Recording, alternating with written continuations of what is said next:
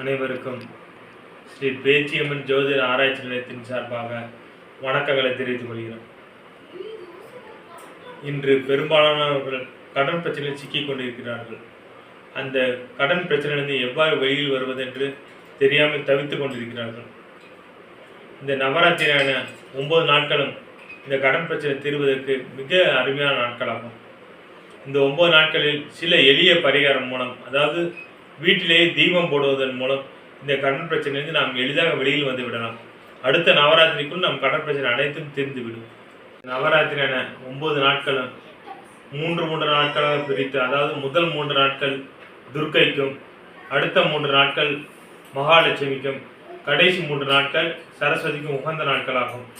இந்த நாட்களில் முதல் 3 நாட்களில் ஒரு புதிய மண் விளக்கை எடுத்து தரையில் வைத்து அதை சுற்றிலும் மறிக்கொழுந்து பூவை சுற்றிலும் வைத்துவிட்டு பஞ்சுத்திரி மற்றும் வாழைத்தண்டு திரி, இந்த 2 திரியும் சேர்த்து ஒன்றாக திரித்து புதிய மண் விளக்கில் போட்டு அதில் நல்லெண்ணெயில் சிறிது வில்வப்பொடியும் கலந்து தீபம் ஏற்ற வேண்டும். தீபம் ஏற்றி அந்த தீபத்தின் முன் அமர்ந்து ஓம் ஹ்ரீம் தும் துர்காய நம அப்படிங்கிற மந்திரத்தை 108 முறை சொல்லணும். இந்த மாதிரி முதல் 3 நாட்கள் சொல்லிகிட்டே வரணும்.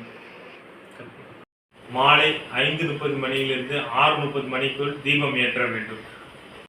அடுத்த 3 நாட்கள், அதாவது 4ஆம் நாள், 5ஆம் நாள், 6ஆம் நாள், இந்த 3 நாட்களுக்கும் மகாலட்சுமிக்கு உகந்த நாட்களாகும். இந்த 3 நாட்களில் அதே மண் விளக்கில் நெய் தீபம் ஏற்ற வேண்டும். நெய் தீபத்தில் 2 ஏலக்காய் போட்டு கொஞ்சம் பச்சை கற்பூரம் சேர்த்து தாமரத்தண்டு திரி மற்றும் பஞ்சு திரி திரித்து சேர்த்து தீபம் ஏற்ற வேண்டும். ஓம் ஸ்ரீம் கிரீம் மகாலட்சுமி நமக அப்படிங்கிற மந்திரத்தை 108 முறை தினசரி சொல்லணும். நாட்கள், அதாவது 7ஆம் நாள், 8ஆம் நாள், 9ஆம் நாள், இந்த 3 நாட்களுக்கும் சரஸ்வதி தேவிக்கு மிக உகந்த நாட்களாகும்.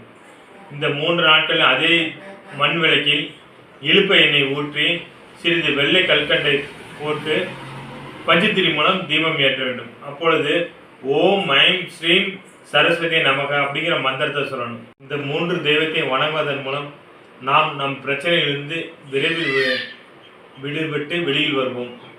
எல்லாம் நல்லதே நடக்கும். வாழ்க நலமுடன் வளமுடன் வாழ்க பல்லாண்டு. நன்றி, வணக்கம்.